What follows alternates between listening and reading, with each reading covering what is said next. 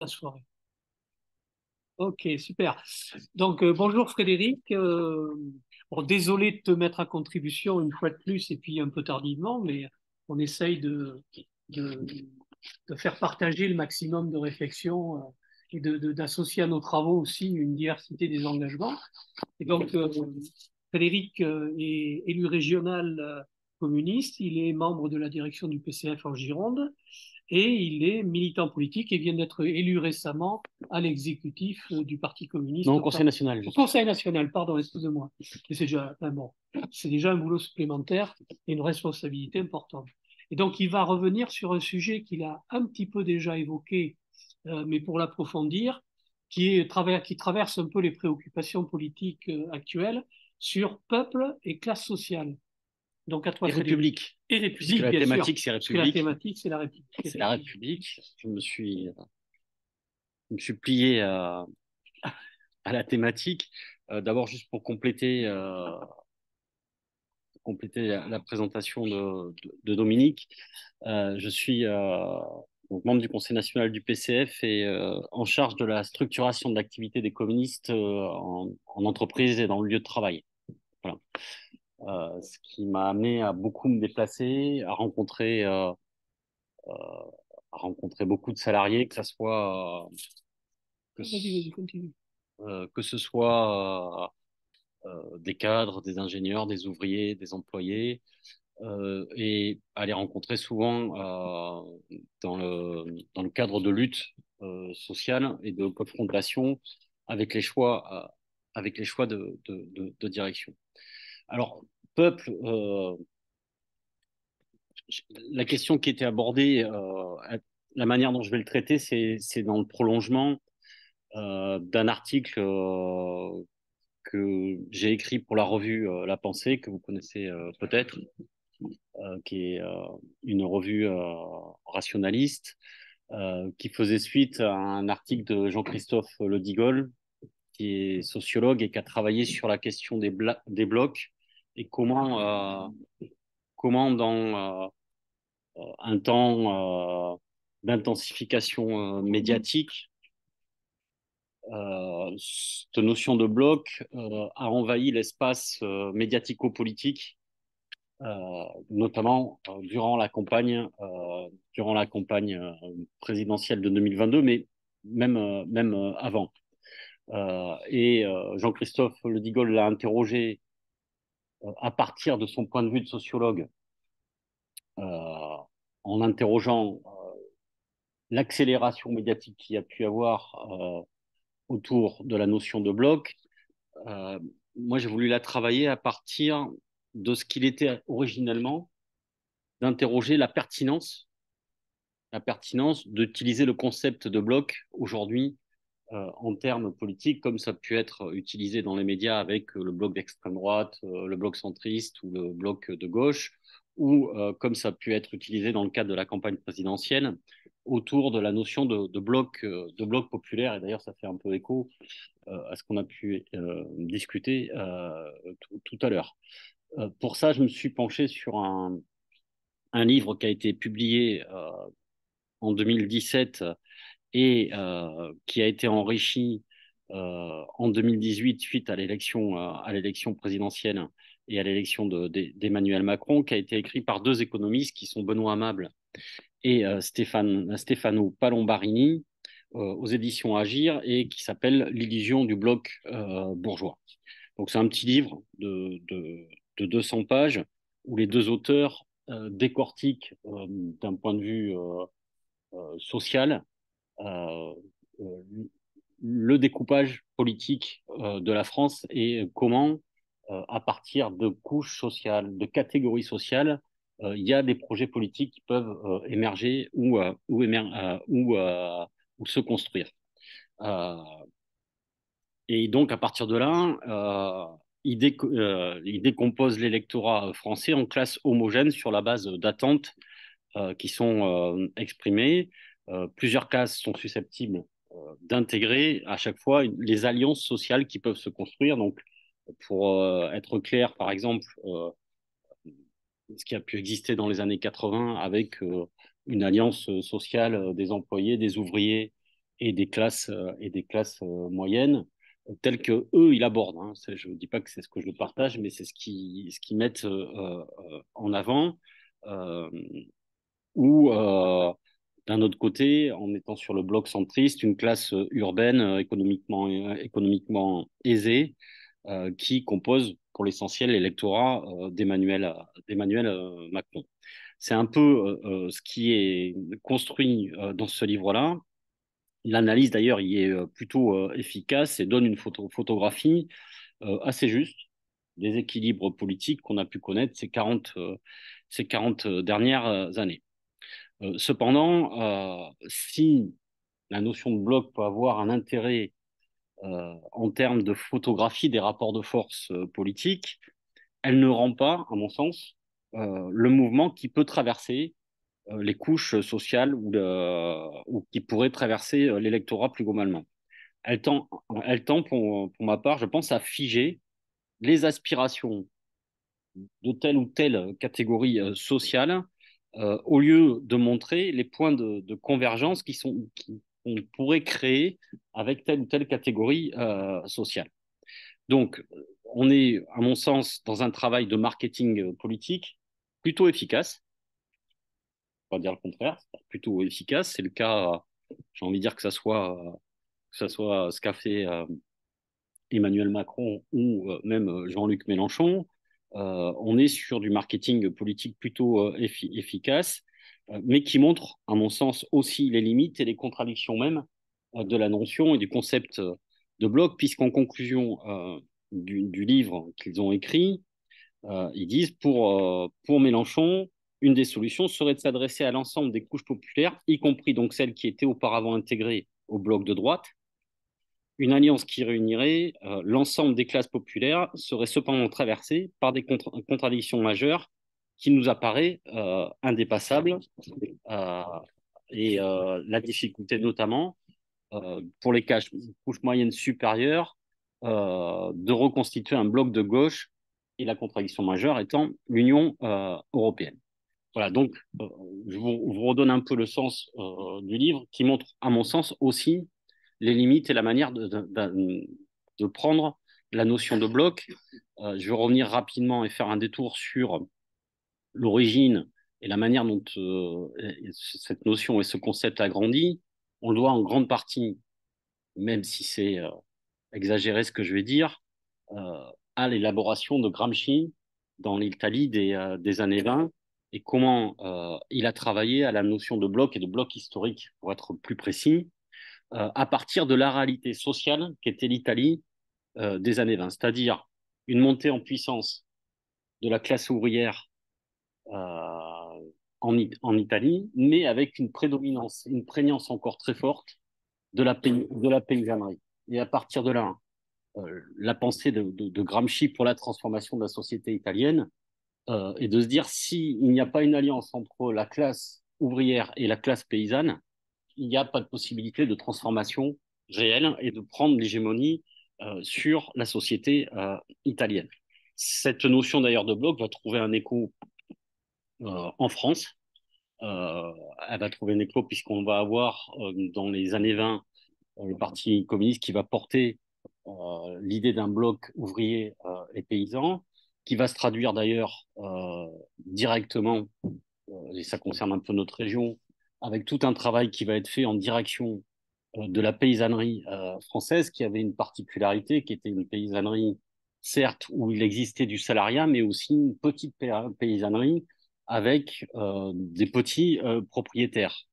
On a un homme là-dedans qui va jouer un rôle essentiel qui s'appelle Renaud Jean, qui a été le premier député communiste sur le territoire français et qui va, contre l'avis de la Troisième Internationale, porter un concept, un communisme agraire qui ne sera pas celui du collectivisme, mais bien dans le respect de la petite paysannerie telle qu'elle existait en France. Ça a profondément marqué l'histoire du communisme français tout au long du XXe siècle. Ça l'a tellement marqué que, en lien aussi avec la résistance, ça sera prégnant jusque dans les années 80 dans la manière, dans l'influence du parti communiste dans notre pays. Cependant, et je reviendrai là-dedans, sur ça, ça traduit tout ça, la réalité d'une société qui était, d'un point de vue de classe, bien plus complexe qu'elle ne l'est aujourd'hui. Parce qu'effectivement, que ce soit dans la société italienne des années 20, dans la société française des années 20 ou 30, nous avions, d'un point de vue, qu'on on prend l'analyse marxiste ou marxienne, différentes classes qui, euh, qui existaient dans la société. C'est-à-dire, on avait bien sûr une classe ouvrière qui était émergente ou en phase de devenir hégémonique dans le débat, mais aussi une classe paysanne, une classe de petits propriétaires et commerçants, d'où la question de se poser la question des alliances de classe pour transformer la société. Mon point de vue est celui que j'ai travaillé, qui a été travaillé d'ailleurs au dernier congrès euh, du Parti communiste, c'est que cette logique-là, enfin cette réalité-là n'est plus la même dans la société française du 21e siècle et qu'il ne s'agit pas de parler de plusieurs classes exploitées ou populaires à l'intérieur de notre pays, mais qu'il y a une classe salariale qui est aujourd'hui prédominante à l'échelle de notre pays, puisque 90% des gens de ce pays sont aujourd'hui des salariés. Ce qui pose la question d'une toute autre manière que dans les années 20. Comme la question se pose d'une toute autre manière qu'elle se posait dans les années 70 ou 80 sur la place de la classe ouvrière comme figure de proue de la transformation et de la révolution telle que c'était portée. En effet, quand on regarde le découpage de ce qu'est aujourd'hui le salariat en France, on est quasiment, je vais aller vite, sur quatre quarts de salariés que je vais vite décrire, puisqu'on est à 19% d'ouvriers dans notre pays, 26% d'employés, des professions intermédiaires à 24% et des cadres et ingénieurs, je précise, cadres et ingénieurs à 21%. Donc on est sur un découpage du salariat qui est aujourd'hui quasi équitable à l'échelle de notre pays.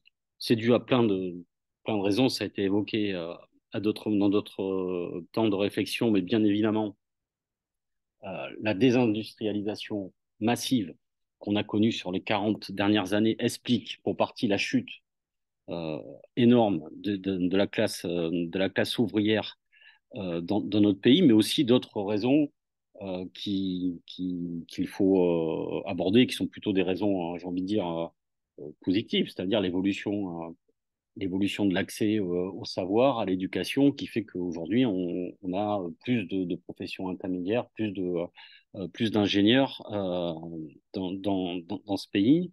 Euh, et donc, à partir de là, dans la transformation même du capitalisme et dans la révolution informationnelle qu'il a connue ces 30 dernières années, l'information a pris une part prépondérante dans le processus de production. Et donc, ingénieurs et cadres là-dedans ont pris une place assez importante.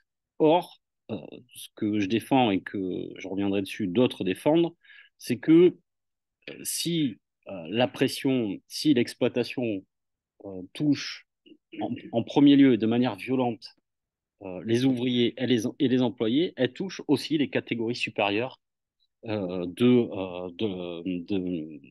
la société et dans le système économique.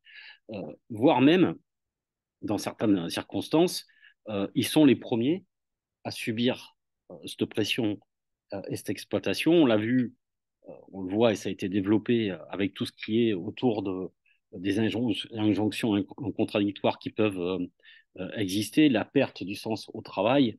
Je ne reviendrai pas sur ce qui a pu se passer à France Télécom, chez une partie des ingénieurs chez Renault, qui montrent combien même aujourd'hui, les catégories supérieures du salariat sont touchées par la crise que nous traversons. Deux, je pense que, mais ça c'est à débattre entre nous, euh, la confusion entre couches sociales, catégories sociales et classes sociales a imprégné profondément la pensée de gauche, alors que c'est avant tout des théories libérales qui les ont développées, notamment sur la question des couches moyennes. Et si je vous renvoie à tout le travail qu'a fait Jean Lojkine sur la question sur les couches moyennes n'existent pas, les classes moyennes n'existent pas, excusez-moi, pour bien montrer qu'en fait, c'est une construction idéologique pour séparer les catégories populaires et les catégories moyennes des intérêts communs qu'elles avaient à défendre. Je ne sais pas si vous connaissez Jean Lojkine, il a été chercheur en sociologie du travail et au CNRS, il est décédé, il me semble, il y a un an, il y a pas longtemps, il y a un an à peu près, un grand penseur qui a fait évoluer beaucoup la pensée marxienne dans les années 80 et 90. Donc, une des difficultés qui nous est posée d'un point de vue de pensée, de théorie, c'est que en mettant un signe d'égalité entre classe et catégorie, les auteurs que j'ai cités tout à l'heure enferment les cadres dans une fonction qui nie l'évolution des rapports de production, fige une vision des cadres, des ingénieurs dans une fonction d'alliés, j'ai envie de dire comme ça, objectif à la bourgeoisie, ce qui a été leur fonction pendant de très nombreuses années, mais qui a fortement évolué sur les 25 dernières années. Je citerai d'ailleurs trois autres sociologues, Sophie Bérou et Paul Bouffartig et Henri Hecker, qui montrent que les divisions existantes telles qu'elles sont construites enferment le débat politique. Or, l'évolution même du capitalisme mondialisé et financiarisé pousse les rapports d'exploitation et de domination en direction des cadres qui sont producteurs et créateurs d'informations.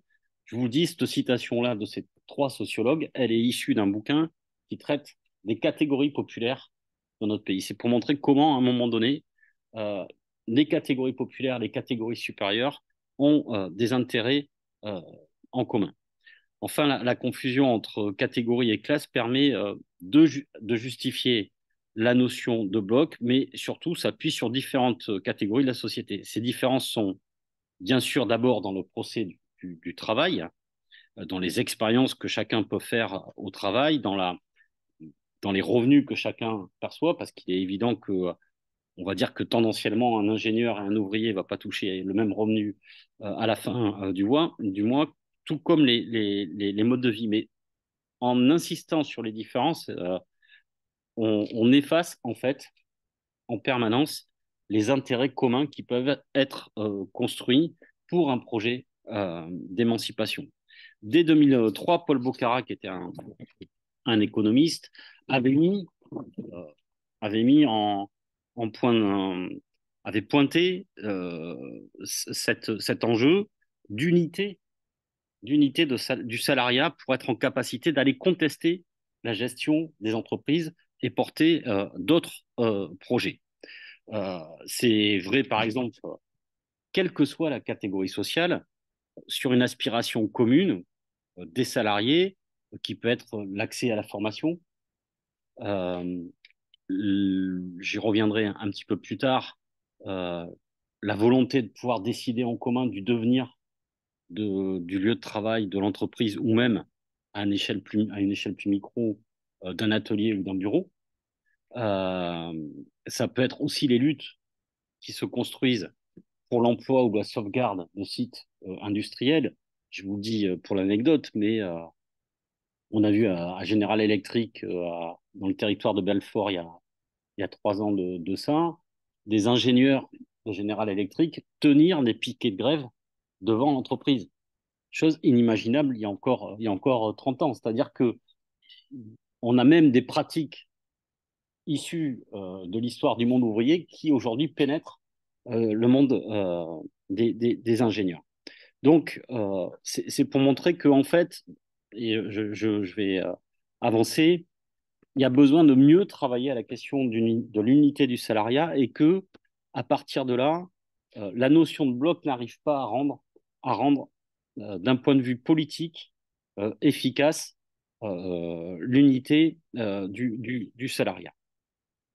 Je vais prolonger un peu cette réflexion à partir d'un article qui est paru dans Économie et politique euh, au mois de septembre, qui, dans le prolongement de ce que j'avais écrit dans La pensée, je crois que c'est le numéro, en fait, si Stéphane Bonnery était là, il me taperait sur les doigts. Je crois que c'est le 1412, qui a prolongé, c'est un article qui a été écrit par Alec Desbordes et un camarade du Parti des travailleurs belges, qui repart sur les mêmes difficultés et qui propose, et je partage assez leurs conclusions, de porter politiquement l'idée que il y a besoin de travailler et de mettre en valeur une classe travailleuse.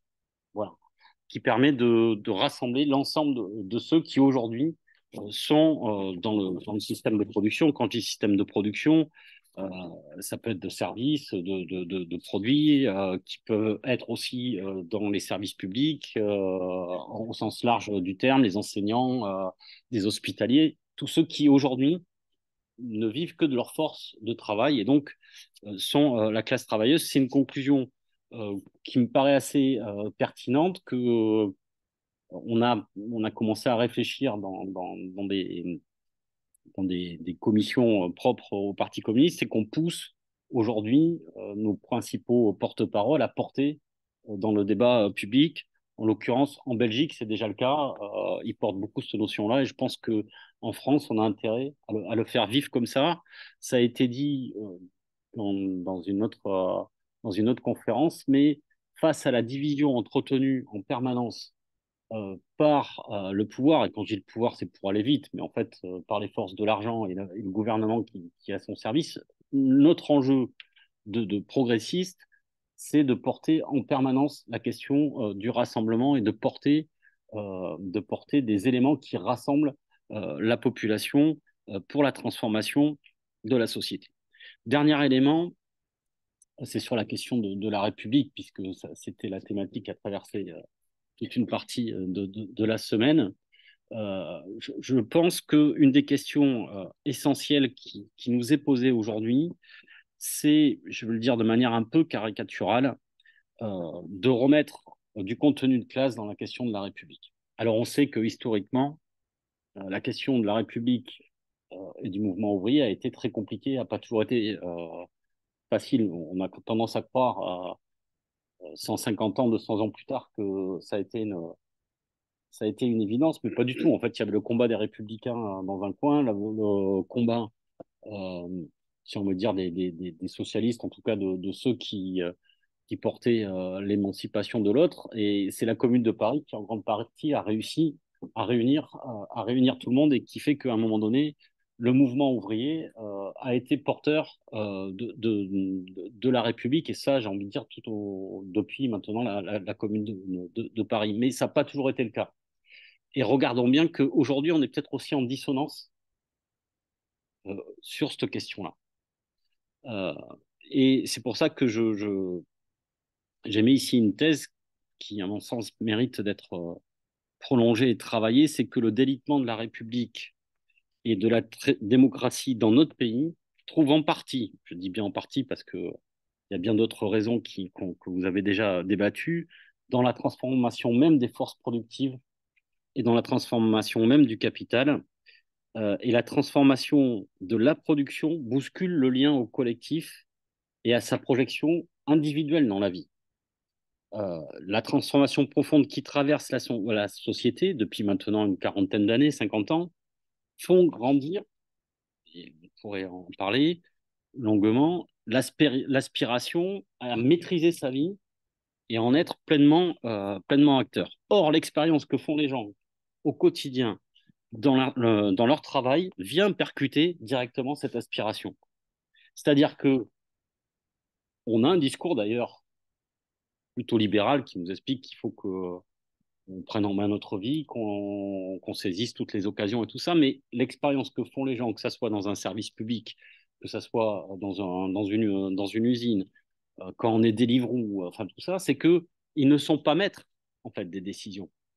Et en permanence, il y a cette contradiction qui est vécue au quotidien. C'est des directives qui descendent sans être discutées, les injonctions contradictoires dont je parlais tout à l'heure, une organisation du travail sans lien parfois avec les gestes qui sont produits. Enfin, dans le cas le plus caricatural, la fermeture autoritaire de sites de production. Tout ça tend à mettre directement en contradiction ces aspirations que je citais euh, à l'épanouissement euh, et, euh, et donc, j'ai envie de dire, abîme chaque individu dans cette réalité-là. Les maladies et souffrances au travail incarnent au sens premier du terme cette contradiction. Mesurons bien, à mon sens, que l'abstention ou la montée du RN sont aussi l'illustration de cette contradiction fondamentale que le système capitaliste est aujourd'hui dans l'incapacité euh, de dépasser. Ça en est des traductions politiques. Ce qui ne veut pas dire que les autres explications sur la montée du RN ou l'abstention sont pas justes, elles le sont à mon sens, mais je crois que dans l'analyse globale, on a un angle mort non appréhendé par la pensée politique, y compris révolutionnaire. Tout cela, à mon sens, renvoie au travail que j'ai évoqué tout à l'heure de Jean Lochkin, mais aussi, si certains le connaissent ici, d'Yves Clos, professeur de psychologie du travail au CNAM, qui a fait de la psychologie, ce qu'on appelle la psychologie du travail expérimentale, c'est-à-dire qu'à partir des difficultés qui existaient dans les entreprises, on montrait quelles solutions pouvaient être apportées, et notamment le fait qu'il faut qu'à un moment donné, que ce soit dans une EHPAD, des aides soignantes, dans une usine, des techniciens, ils deviennent acteurs et décideurs de la manière dont doit s'organiser le travail, ce qui permet en grande partie euh, d'enlever toute une série de souffrances au travail. Donc ça, je pense que c'est des travaux qui méritent d'être largement partagés pour appréhender les enjeux qui sont devant nous aujourd'hui. Donc, j'ai le sentiment profond, et en tout cas qui demande à être débattu, qu'il ne pourra y avoir de réinvention de la République sans mettre en son cœur celle de la démocratisation du lieu de travail, et ce, à tous ses niveaux, que ce soit bien sûr à l'échelle, j'ai envie de dire micro, d'un atelier ou d'un bureau, mais même dans la gestion des grandes orientations des entreprises, et ce, quelle que soit leur taille, qui appelle à un vrai travail de bataille politique, idéologique, mais aussi à travailler concrètement à quel nouveau pouvoir il y a besoin de construire aujourd'hui dans les entreprises et dans les lieux de travail afin de faire de la démocratie un élément essentiel de transformation du rapport de production dans l'économie. Merci, Fred. Merci beaucoup, Frédéric, pour cet exposé qui y amène notre réflexion parce qu'il a été très dense et extrêmement intéressant. Avec toi, nous sommes prêts à questionner cette notion de bloc et de ses limites. Nous sommes prêts aussi à discuter sur cette notion de la recomposition de notre société. Euh, et ce qui est intéressant, c'est que tu as insisté sur le fait qu'aujourd'hui, eh bien, il y a eu une évolution au cours des 25 dernières années et que la perte de sang, elle concerne aussi les ingénieurs. Et donc là, il y a des nouveaux leviers. Et parce que tu es responsable de la structuration du parti dans les entreprises, et tu nous as dit que tu te déplaçais beaucoup et que tu allais beaucoup dans les lieux de production de notre pays. Et parce qu'aussi tu es responsable des projets, des nouveaux pouvoirs des salariés, je pense que tu as une position tout à fait privilégiée pour nous faire avancer dans la réflexion de ce que, pour une république qui serait en devenir, hein, ce qu'il faut faire. J'ai été étonnée que tu ne parles pas des syndicats. Parce que comment la structuration, je comprends bien que tu critiques la notion de bloc, je sais aussi que à la conférence régionale en Aquitaine, ta réflexion a été amenée à questionner le choix d'un rassemblement qui est celui d'alliances, qui sont des additions de forces politiques. Et tu as dit qu'il y avait quand même un danger à, à utiliser ces leviers un peu trop facilement. Et je voudrais que tu nous dises quelles sont des perspectives pour, dans l'entreprise, arriver à restructurer les, le rôle du parti et quels sont ces nouveaux droits des salariés. Tu en as un peu parlé, hein, c'est la démocratisation de l'entreprise à l'intérieur de l'entreprise. Mais il y a les freins que sont la complexification du monde du travail. Ce sont des freins qui sont inhérents à ces structures très en pile d'assiettes et les choses sont bien difficiles. Mais je voudrais que tu parles dans cette structuration quand même d'un potentiel qui est le syndicat. Tu l'as pas, Non, tu l'as pas j'en ai pas, prononcé. non, je n'ai pas prononcé le mot, mais c'est parce que je suis allé vite et j'ai essayé de gagner du temps dans mon introduction. Je pense que faut être clair que la question essentielle, c'est la force des syndicats et de leur capacité à être porteurs de projets dans les entreprises. L'expérience que je fais, moi, pour avoir fait des déplacements dans plein d'entreprises, c'est que dès qu'un conseil d'administration décide de la fermeture d'un site, de la diminution de telle ou telle production, on voit quelque chose qui se met en mouvement, qui n'existait pas avant. Et les syndicats, les ouvriers, les ingénieurs se mettent à réfléchir collectivement à quelle pourrait être l'alternative aux propositions, enfin aux décisions des conseils d'administration dans les entreprises. Et moi, je suis toujours épaté, je le dis comme ça, hein, par la force de l'intelligence collective qui émerge dans ce moment-là, que ce soit d'ouvriers, d'ingénieurs, de techniciens, parce qu'ils ont un savoir-faire et une connaissance de leur outil de travail qui est assez extraordinaire. La difficulté qu'on a, et qui est essentielle aujourd'hui, qui, à mon avis, moi, m'interroge en tant que commis, mais doit interroger les forces syndicales, c'est que ça vient en réaction d'une décision patronale. Or, la question essentielle qui nous est posée, c'est que cette intelligence collective, il faudrait la mettre en mouvement avant que les décisions patronales soient prises. Ce qui a pu être le cas parfois dans certaines périodes de notre histoire, c'est-à-dire que je pense que ça soit aux sorties de la guerre ou même dans les années 70-80, alors que c'était déjà difficile, hein, mais on était sur des syndicats qui portaient des projets alternatifs aux décisions patronales. Et c'est une des questions qui est essentielle et qui nous est posée, quand je dis qui nous est posée, parce qu'elle est posée à l'ensemble de la société. Or, aujourd'hui, ça se limite malheureusement à quelques secteurs d'entreprise euh, où il y a cette réflexion-là. Je pense à nos camarades cheminots qui portent des projets sur le fret, qui portent des projets sur le voyageur, qui ont une réflexion.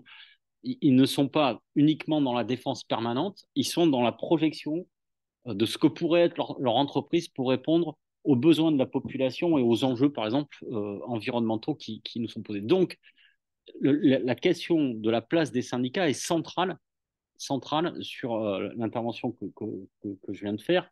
Je l'ai faite en tant que responsable du Parti communiste, mais j'ai envie de dire, il y a des choses qui vont se croiser là-dedans. Je ne l'ai pas cité dans mes sources, mais je pense à Jean-François Bolzinger, notamment, qui a été secrétaire pendant de nombreuses années de l'UGICT, c'est-à-dire que c'est l'Union des cadres et ingénieurs de la CGT, où on a des analyses assez partagées tous les deux. On a eu l'occasion de se rencontrer il y a quelques mois et on était assez, comment dire, c'était assez marrant de se rencontrer, d'avoir, comme il m'a dit, à 15 ans d'intervalle, on a écrit quasiment les mêmes choses, même s'il y a beaucoup d'évolution. Mais moi, je pense qu'effectivement, il faut la place des syndicats là-dedans est essentielle.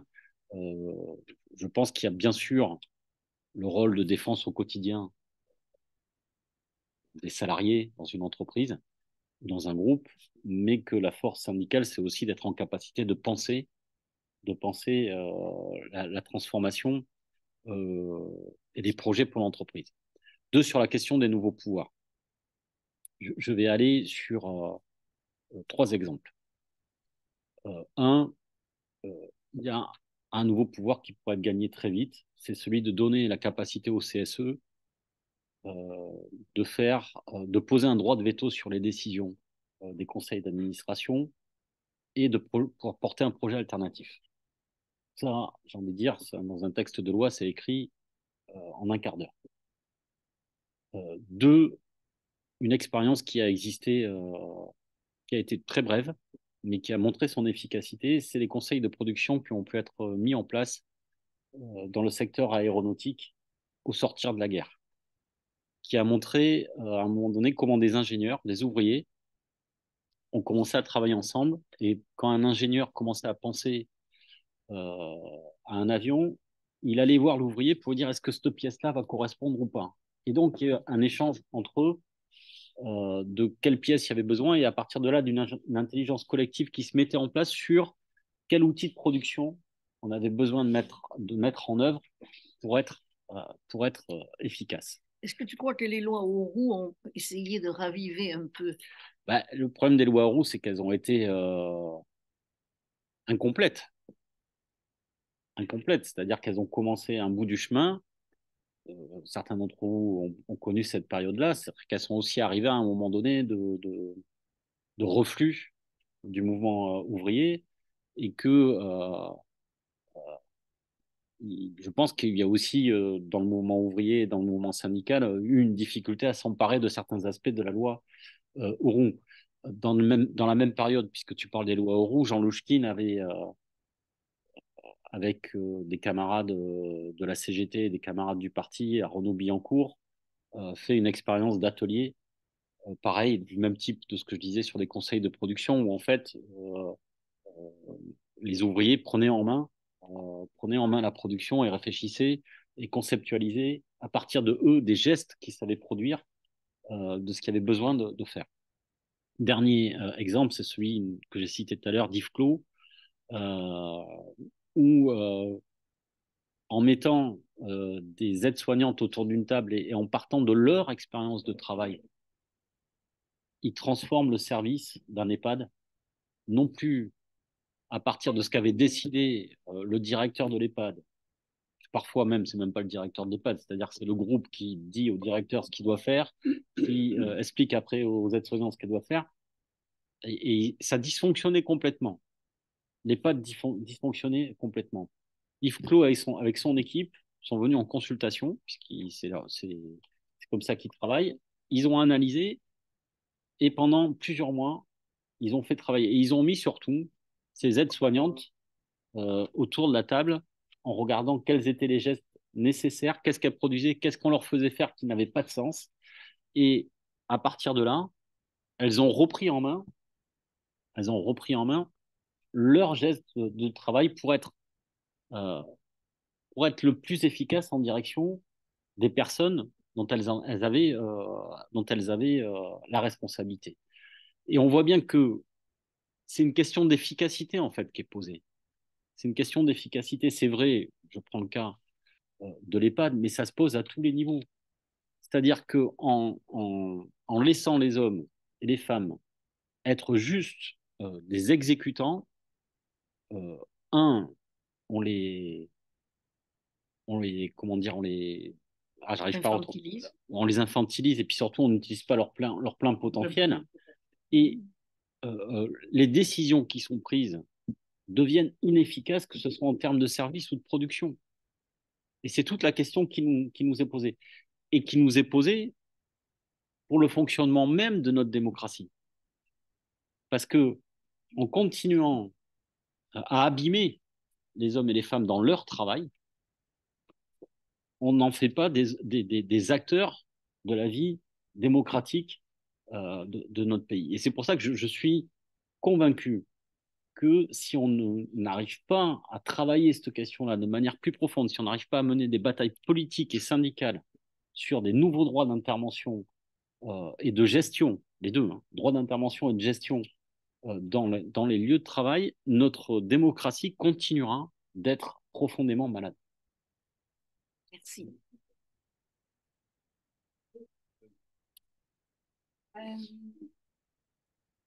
Peut-être je vais dire d'où je parle, parce que sinon, c'est difficile peut-être d'arriver à saisir exactement. Je suis à la fois en accord avec tout ce que vous avez dit, et aussi d'une certaine manière, ce ne sont pas des désaccords, mais c'est un aspect des problèmes que vous n'avez pas du tout évoqué. Donc, à mon avis,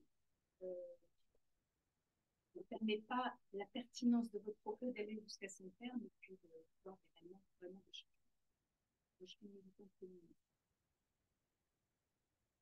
Travail social aussi, je travaille beaucoup avec Parc Solidaire. Bon, moi, j'entends que vous voulez remettre, je pense, une place dans la République. Et là-dessus, je suis tout à fait d'accord. Finalement, essayer de faire de l'innovation. D'ailleurs, toujours dans l'esprit du changement social, bien entendu. J'ai aussi cette perspective. Je veux dire aussi que moi, dans le mouvement féministe, je suis aussi dans le courant lutte de classe. Donc, on fait l'articulation avec le féminisme, mais je suis aussi dans le courant féministe révolutionnaire. Alors, la question que je me pose, c'est est-ce qu'on peut faire l'économie? On fait très bien la division sociale du travail. Est-ce qu'on peut faire l'économie de la division sexuelle du travail? C'est-à-dire, on ne peut pas pas c'est dans votre travail. C'est-à-dire qu'il y a tous les travaux d'Elena Hirata, de Daniel Kerdoan, GPM, CNRS, il y a aussi les travaux du marché du travail des gens, Margaret Mariani, qui là-dessus vont dire on fait tellement de travaux qu'il suffit simplement de les reprendre pour arriver à pouvoir les articuler. Bon, donc, comment on fait?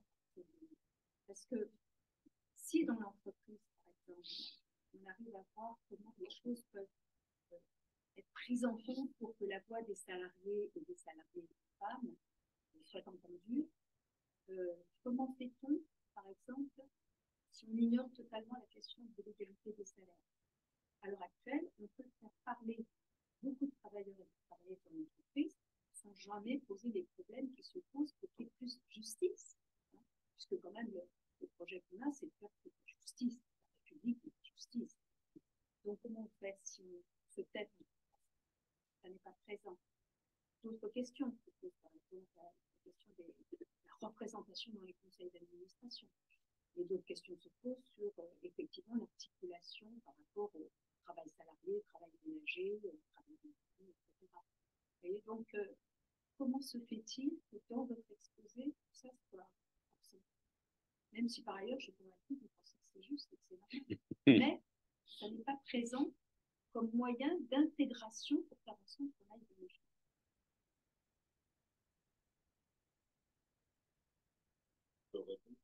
Non, non, les illusions. Moi,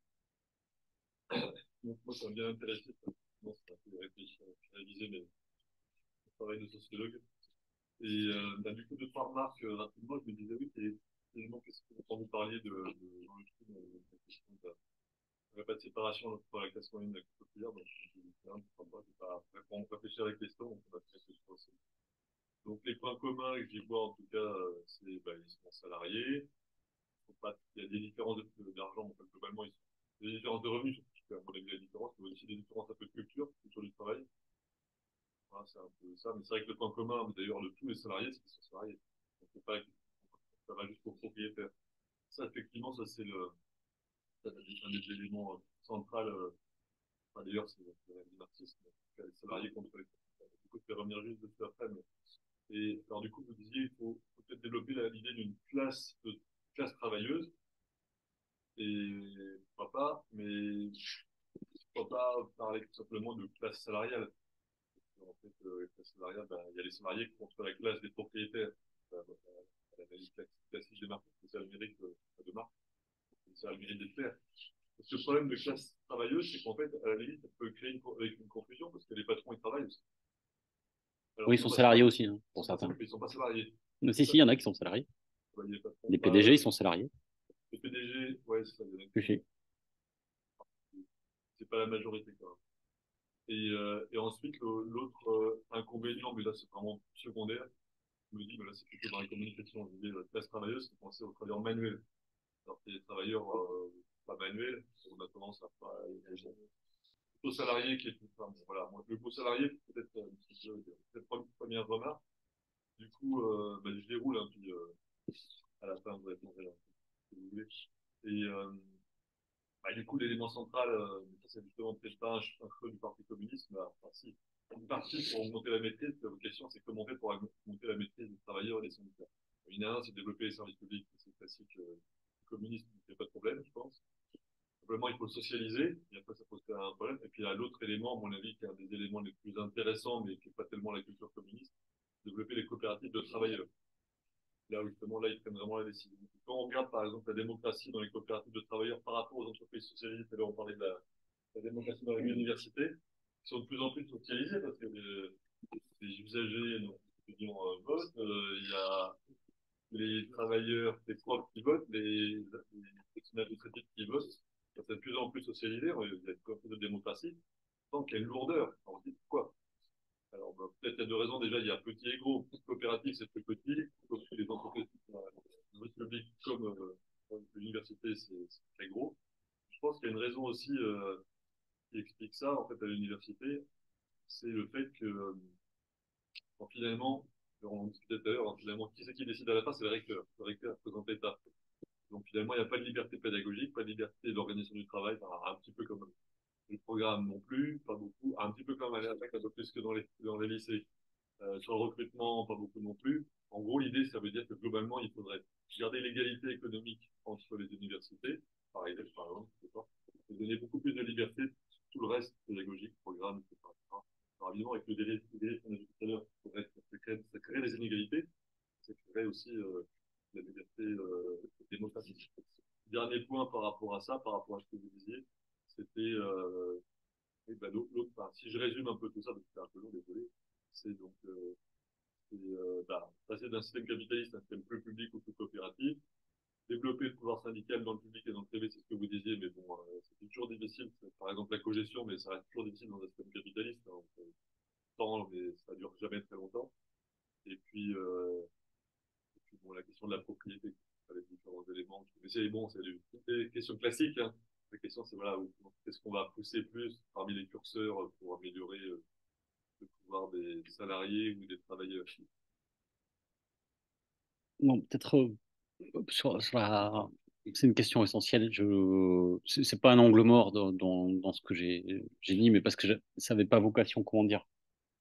Peut-être que à partir de ce que vous avez dit, je réfléchirai à la manière dont j'ai écrit les choses et je les ai travaillées. Euh, c'est une question essentielle aujourd'hui qui est posée dans notre société et dans le salariat en général, euh, qu'on a besoin de mieux, moi je le dis de mon point de vue, de mieux appréhender, même si, pardon, Cargoat, j'ai eu l'occasion de travailler dessus.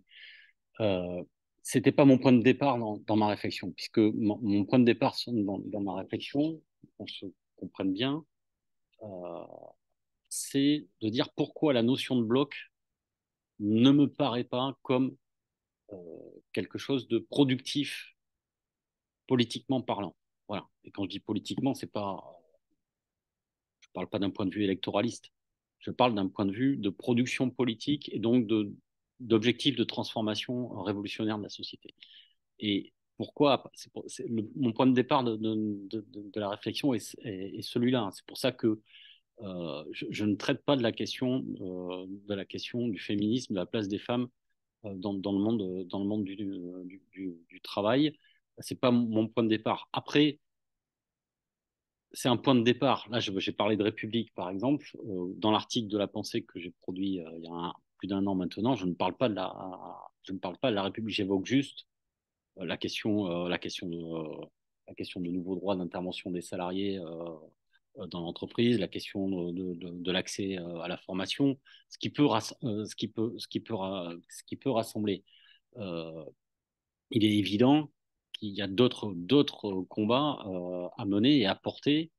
Je ne vais pas parler, par exemple, il y a des choses, j'ai fait le choix de ne pas en parler, c'est-à-dire que j'ai pas du tout parlé de ce qui relevait de ce qu'on dit, par exemple, sur le partage de la valeur ajoutée. J'ai envie de dire même aujourd'hui, la question n'est même plus la question du partage de la valeur ajoutée, mais quelle valeur ajoutée on produit?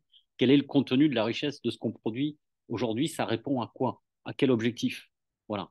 Donc, c'est des choix parce que j'ai décidé de réduire et de faire un focus sur un aspect-là. Mais cette question est bien évidemment centrale, que ce soit bien évidemment dans le monde du travail au sens large du terme, comme dans la société en fait, parce que la question de l'égalité femmes-hommes traverse tous les aspects de la société, que ce soit dans le monde du travail sur la question de l'égalité salariale, mais ça ne touche pas d'ailleurs que la question de l'égalité salariale, c'est souvent symbolique, mais c'est aussi la question de la fonction d'accès aux postes décisionnels, enfin de toute une série de choses de ce type-là, c'est-à-dire que tant qu'une femme elle a des enfants, ben, on ne lui donne pas obligatoirement un poste auquel elle pourrait accéder, enfin bon, toute une série d'aspects que j'ai effectivement pas traités dans mon intervention. Deux, bon, je ne veux pas débattre, c'est un débat entre nous sur classe travailleuse, classe salariale. J'ai envie de dire, on est quasiment sur du marketing politique, c'est pas ce qui m'intéresse le plus, même si à un moment donné, il vaut mieux avoir l'expression qui correspond le mieux à la réalité et qui est en capacité de mieux rassembler la population. Et ça, c'est important. Je ne sais pas si, façon de parler, je suis le plus compétent pour répondre à ça parce que c'est pas obligatoirement ça qui me traverse. Je trouve que la manière, c'est pour ça que je vous renvoie à l'article d'économie et politique du mois de septembre. Moi, je pense, m'a assez convaincu sur le fait d'arriver à classe travailleuse.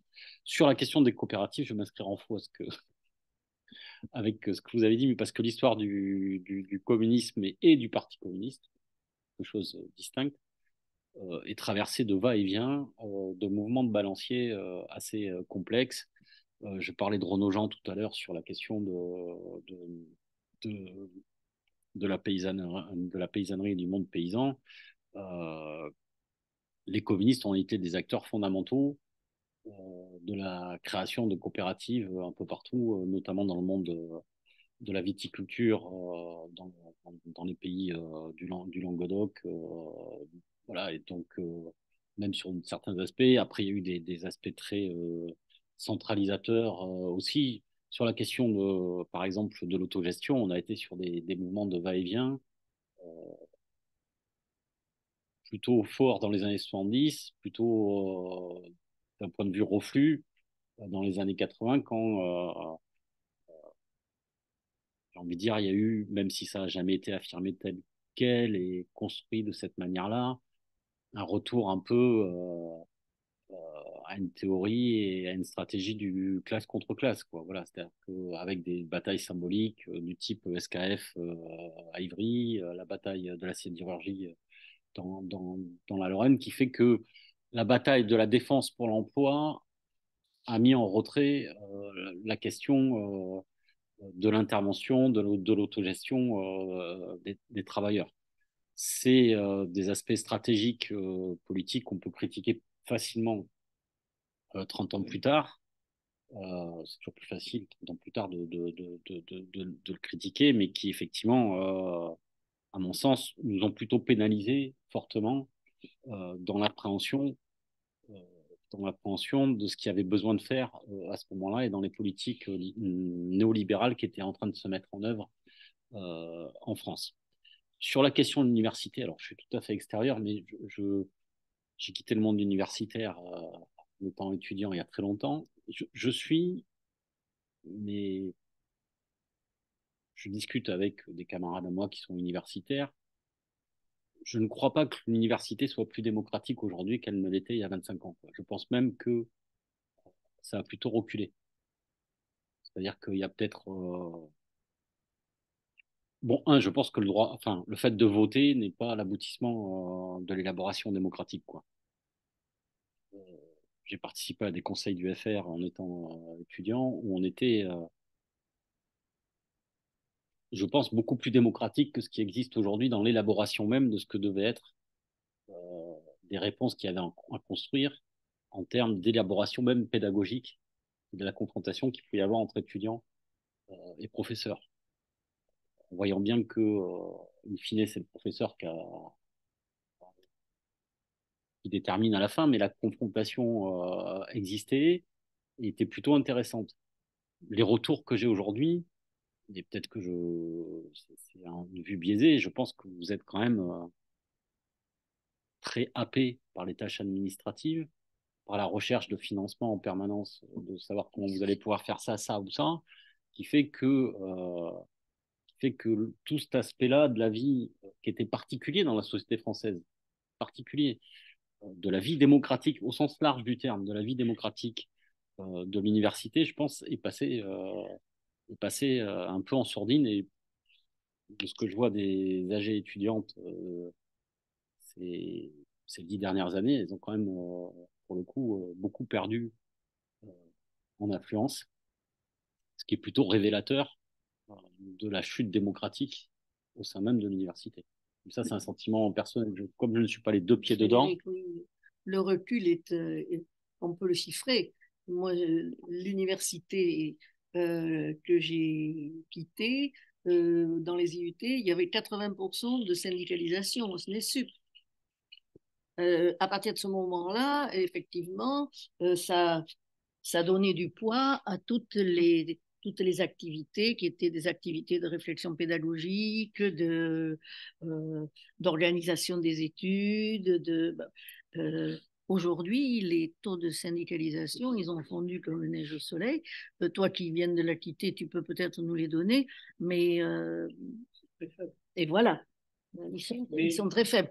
Donc, non, mais j'ai pas le même regard, parce que comment dire, j'ai vu évoluer l'université sur 50 ans. Ben oui, moi aussi. Je l'ai pratiqué. Moi aussi. Et cette évolution, elle est pas linéaire. C'est-à-dire, et en plus, elle tient compte aussi, comment dire, de l'élévation des capacités. On parlait de capacité tout à l'heure, mais l'élévation des capacités intellectuelles et des militants syndicaux et de leur capacité d'intervention, compris grâce à leur formation politique et syndicale dans les conseils d'administration, fait que, je dirais, contradictoirement, avec le resserrement du nombre des membres du conseil d'administration central, moi j'étais confronté à des conseils d'administration, il y avait 80 membres, on était 6 petits représentants, non pas des enseignants-chercheurs, etc., mais des personnels non enseignants. Et donc, pour faire entendre une voix différente, en tout cas, d'une partie des salariés de l'entreprise, je dis entreprise, mais c'est un service public, euh, c'était compliqué. Mais le deuxième aspect que je voudrais soulever, c'est, moi je compare l'université et une entreprise privée. Parce que la question qu'on se pose là aujourd'hui, c'est de savoir qu'est-ce qui se passe dans le monde du travail dans sa diversité. Or, l'université aujourd'hui, malgré la critique que l'on fait de son fonctionnement démocratique, est une des structures les plus démocratiques qui existent dans le monde du travail. Je dis bien les plus démocratiques qui existent dans le monde du travail. Et on la sous-estime. Et il faut en faire la critique. C'est-à-dire, quand je dis ça, je suis totalement conscient des limites de ce que je vis, de ce que nous avons vécu, de ce que j'y vis. Mais en même temps, je suis obligé quand même de regarder les capacités que l'on pourrait avoir. Elles sont potentielles, hein, ce n'est pas toujours effectif. Mais on a des capacités formidables aujourd'hui de contester les politiques qui sont développées par les directions de l'université. Et avec une caractéristique singulière quand même. Je ne connais pas beaucoup d'endroits où les patrons sont élus par leurs pairs, par les salariés. Or, c'est le cas dans l'université, je m'excuse. Les présidents d'université sont élus par leurs pairs. Ah si, mais si.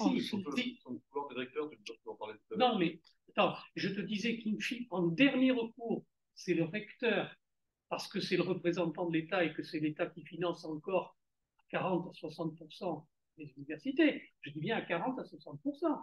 Mais les universités, elles ont 40% de moyens aujourd'hui financiers qui leur viennent d'autres lieux de ressources, des collectivités locales comme la région, comme le département, les grandes villes, qui participent pour des raisons à la fois du logement, etc., de leur image au financement de l'université. Mais aujourd'hui, avec la déconcentration, le fait qu'on est devenu des opérateurs de l'État, c'est-à-dire qu'on a les mêmes pouvoirs, les mêmes compétences, pas tout à fait, mais je dirais qu'une collectivité territoriale. Je veux dire, pourquoi, avec la création des pôles d'excellence et machin, je veux dire, l'université est devenue un acteur essentiel, essentiel de la vie économique, de la vie sociale, et elle joue à égalité. Elle joue maintenant à égalité, et c'est sous-estimé, y compris par moi, y compris par nous. Et elle joue à égalité avec des villes, comme la ville de Bordeaux, avec la métropole, et voire avec la région. Donc il faut vraiment qu'on prenne la mesure de ces évolutions structurelles, mais aussi de ces potentialités. Parce qu'effectivement, tout ça s'est fait dans un projet politique, Sarkozy, poursuivi par Hollande et Macron, mais derrière ces logiques, il y a toujours des effets contradictoires. Toute la question, c'est de savoir comment on analyse ces phénomènes. Est-ce qu'on se contente de il faut le faire et il faut faire la critique, et après, il faut regarder. Il a oublié de citer un exemple, mais c'est un reproche. Mais même Evelyne, ça part génie.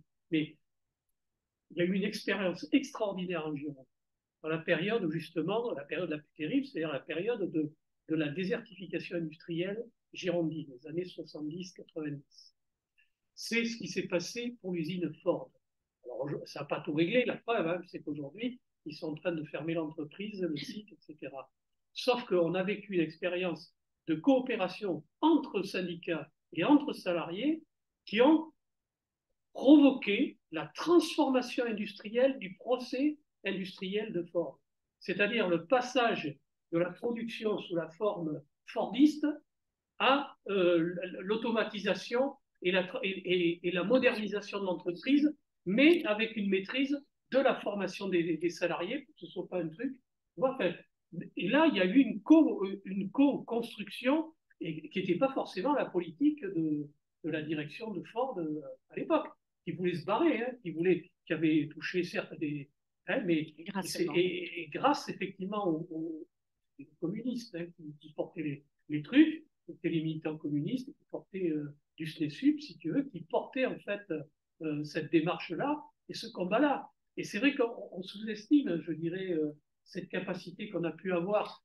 Mais le problème, c'est que ça se fait au milieu d'un océan je dirais, de plein de choses qui nous font oublier des fois des choses qu'on a portées nous-mêmes et qui ont été des éléments, pour donner aussi, pour m'amuser, mais en 80, justement, juste après tous les conflits et tout le travail qui s'était mené dans les entreprises, à Besançon, pas très très loin, ou dans d'autres secteurs, le journal de la section universitaire du PCF s'appelait Autogestion. Vous voyez, dans une période, on n'était pas forcément vécu ou regardé comme des autogestionnaires. Hein. Il y avait même, je dirais, des conflits importants, idéologiques importants sur ces questions. Non, mais je le rappelle parce que c'est aussi ça la vie. C'est-à-dire qu'il se passe plein de choses que des fois on ne partage pas, qui ne sont pas connues et que finalement qui ne nous aident pas à affronter. Je vais terminer là-dessus, M. le Président, il a raison, mais moi, je l'ai dit d'ailleurs dans le congrès, dans la préparation du congrès, parce qu'on a été amené à évoquer ces questions-là, j'ai presque envie aujourd'hui de rétablir le terme de prolétaire. Alors, certes, parce que Marx l'a utilisé comme un des termes qui permettait effectivement de caractériser le monde du travail, mais ce terme de prolétaire, si vous le regardez enfin, tel que Marx l'a utilisé, il englobait tous les créateurs de richesse, qu'elles soient matérielles ou intellectuelles ou de services. Et que donc, d'une certaine manière, lui, quand il évoquait le monde du travail, il parlait de tous ceux, quelle que soit la forme y compris salariale ou petits propriétaires ou autres, étaient inclus dans cette démarche-là. Je ne dis pas qu'il faut peut-être la réactiver aujourd'hui, parce que ça paraîtrait peut-être obsolète, encore que la question, c'est ce qu'on y met derrière. C'est les contenus qu'on évoque. Mais il y a une préoccupation que j'ai, comme Fred, c'est qu'est-ce qui nous permet de nous rassembler aujourd'hui. Et tu as vu dans les travaux qu'on a développés toute cette semaine, on n'évacue pas la question, ni la question des différences ou de la diversité, ni les questions du féminisme, ni du décolonialisme. Mais par contre, aujourd'hui, on a un problème politique.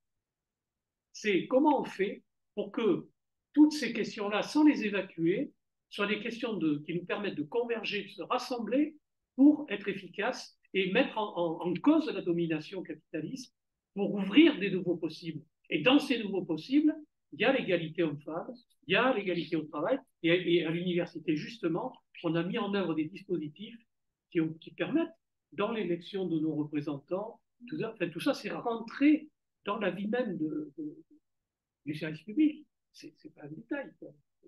C'est grâce à vous, hein. C'est grâce au combat qui a été mené. Si je peux juste rajouter. Vas-y. La question n'est pas du tout. Ah non, mais je l'ai pas. Non, mais je l'ai pas prise comme ça. Je l'ai pas prise comme ça. Parce que ça m'a beaucoup ému comme ça.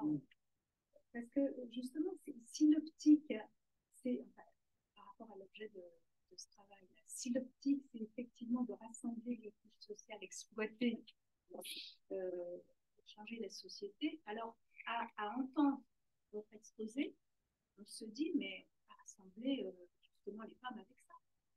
C'est un discours où vraiment les travailleuses, les femmes travailleuses, quelles qu'elles soient dans les couches sociales, elles n'existent pas. Or, le problème aujourd'hui, c'est ça. C'est-à-dire qu'il faut arriver à faire en compte, non pas de les intégrer, mais de partir de cette situation pour voir comment on résout cette solution. Parce qu'on pourra toujours dans l'entreprise trouver des solutions en sorte qu'il y ait ce débat entre les syndicats, les différences sociales dans l'entreprise. Mais en même temps, on continue à perturber les inégalités de salaire et toutes ces questions continuent. Voilà, c'est ça la question. Non, mais parce que je pense qu'on a. C'est-à-dire que bon, ça a du crédit, ça semble plausible, un projet pareil, que si effectivement les sous-dedans, elles existent. Voilà, c'est ça la question. Non, mais je suis d'accord, mais parce qu'en fait, l'exposé n'avait pas une vocation à faire le tour de toute la question, quoi. Voilà, c'est ce que j'ai pris un point de vue, un prisme qui n'est pas une vision totale, voilà, qui était une insistance sur un aspect. Il est bien évident que si on veut le prendre dans sa totalité, la question de la place des femmes dans le processus de production, que ce soit service ou produit, et donc du fait que perdure au sein même dans la production le patriarcat, tout ça doit être bien sûr au cœur de la réflexion de la transformation de la société. Hein. Donc, vraiment. Ça doit traverser toutes les réflexions.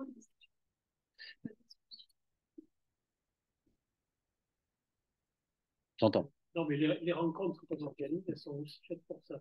C'est-à-dire croiser les points de vue et peut-être s'enrichir un petit peu des alertes qui sont données. Merci Fred. De rien. Merci beaucoup de travailler à éclairer ces questions qui sont très difficiles. Merci à vous tous d'avoir participé, d'avoir pris de votre temps. À de même pour une partie d'entre vous.